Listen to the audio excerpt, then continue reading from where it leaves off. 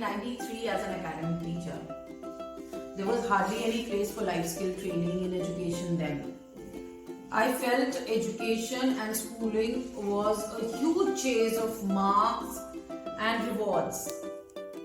While spending long years in various schools all over the country, I had concluded deep inside me that this is not at least how education happens.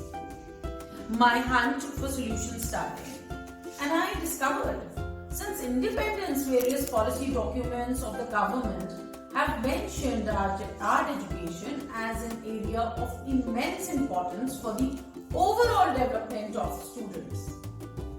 As early as 1952-53, the report of the then Education Commission emphasized that engagements with art develops practical aptitude, facilitates clarity of thinking, provides an opportunity for cooperative work and thus enriches the personality of the student.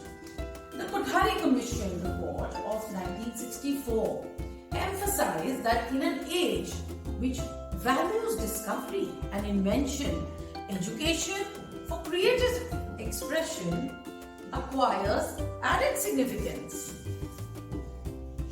And India is not the only country where the problem of art education exists. This is a worldwide phenomenon.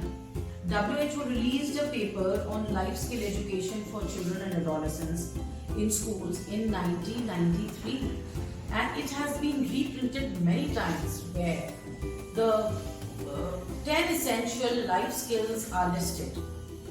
It hugely talks of education becoming skill-based. UNESCO in the year 2000 appealed for promotion of art education and creativity at school levels as part of development of a culture of peace. By 2005, I had been through many teacher training workshops and my realizations were becoming convictions. I finally found confirmation of my beliefs in the National Curriculum Framework 2005 position papers on performing arts, which talked hugely about making education skill-based and using art as a tool in education. A detailed study of the paper and implementation of its guidelines under the able leadership of my mentors led to huge experiments in classrooms. The resulting art integrated curriculum was applied and was found hugely effective in skill building and better for content comprehension. Then over the years, further research, experiments, discussions with principals, talks and debates with teachers and artists, feedbacks from children and parents finally crystallized my programs.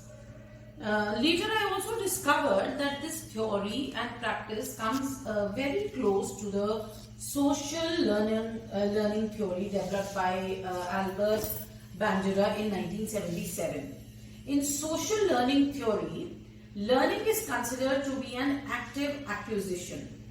He says that the young people learn from their own experiences and from the people around them, from observing how others behave and what consequences arise from their behavior.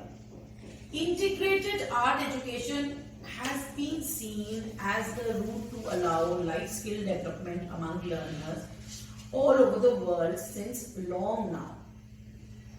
Continuous Comprehensive Evaluation, CCE, a process of assessment mandated by the Right to Education Act of India in 2009, aimed at evaluating every aspect of the child during their presence in the school, it claimed to bring enormous change from the traditional chalk and talk method of teaching, provided it is implemented accurately. Sadly and very badly, it failed in Indian schools. Audition-based performances and primitive competition-based activities still rule in our primary schools. Talent and rote learning capacities are still rewarded. Loud and expressive children favored. Parents continue to search for schools that would make their children smart. Learning and life skill development is still way behind. The new education policy of 2020 still needs to talk about skill building. In fact, it's shouting out loud now. Enough has been said. When will we walk the talk? And will we continue proving Mark Twain right, who long way back he gave it up and said, "Don't let my schooling interfere with my education"?